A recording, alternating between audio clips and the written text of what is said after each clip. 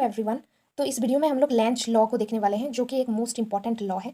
तो देखो, Lenz law पढ़ने से पहले हमें इतना ज़रूर पता होना चाहिए कि जब किसी भी चुंबक को हम ये कोई कुंडली है और ये कोई चुंबक है, ठीक है। तो जब हम इस चुंबक को इस कुंडली के सामने लाते हैं तो इनके विद्युत क्षेत्र रेखाएं इनके विद्युत क्षेत्र रेखाएं में क्या होती है, मतलब डिफरेंसेस आती हैं, जिसके कारण फ्लक्स में परिवर्तन होता है, फ्लक्स उत्पन्न होता है। और फ्लक्स में परिवर्तन से क्या होता है, विद्युत वाहक बल उत्पन्न होता है। और विद्युत वाहक बल उत्पन्न होने के कारण यहाँ पर एक प्रेरित विद्युत धारा उत्पन्न होती है। ये सब पता होना चाहिए थियोरी से, ठीक है। यहाँ पर सिर्फ मैं एग्जाम पॉइंट ऑफ व्यू से इंपॉर्टेंट क्वेश्चन ही डिस्कस कर रही हूँ, ठीक है।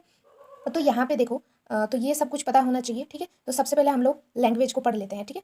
तो देखो, विद्युत चुंबकीय प्रेरण की प्रत्येक अवस्था में किसी परिपथ में प्रेरित विद्युत वाहक बल एवं प्रेरित विद्युत धारा की दिशा सदैव इस प्रकार होती है कि वह उस रीजन का विरोध करती है जिसके कारण इसकी उत्पत्ति हुई है। अब लॉट ऑफ एग्जाम्पल से लेकर हम लोग इसे क्लियर करेंगे, तो ये नोट डाउन कर लो, ठीक है, लेंज के नियम का डेफिनेशन।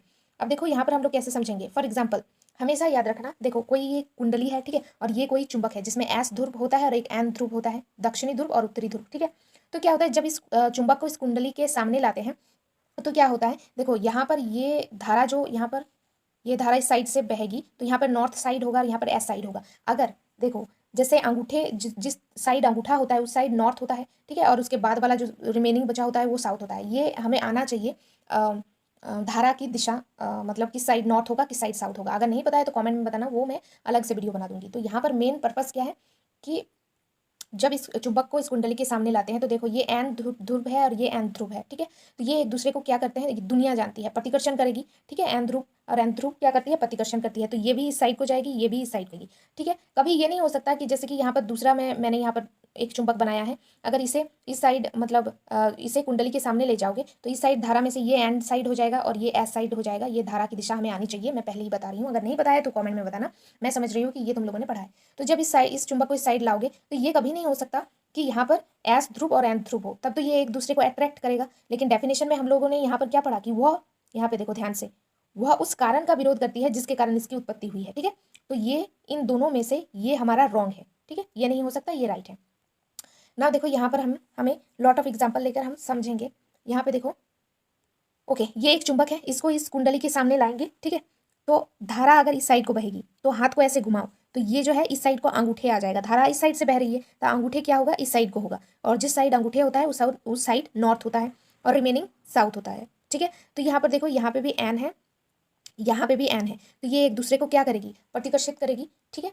नाउ नेक्स्ट यहाँ पे देखो, नेक्स्ट है, यहाँ पे एक चुंबक है, इसको अगर यहाँ पे किस तरह की धारा बहना चाहिए तुम बताओ।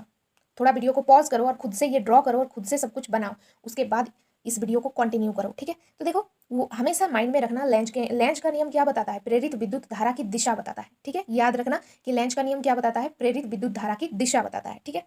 तो अब देखो, मैं ये आशा करती हूँ कि वीडियो तुमने पॉज किया है और खुद से बनाने की कोशिश करी है। अब देखो यहाँ पर ये क्या है, ये इसमें किस तरह की धारा बहनी चाहिए, वो उस कारण का विरोध करती है जिसके कारण वो उत्पत्ति हुई है, इसकी उत्पत्ति हुई है, ये हमेशा माइंड में रखना।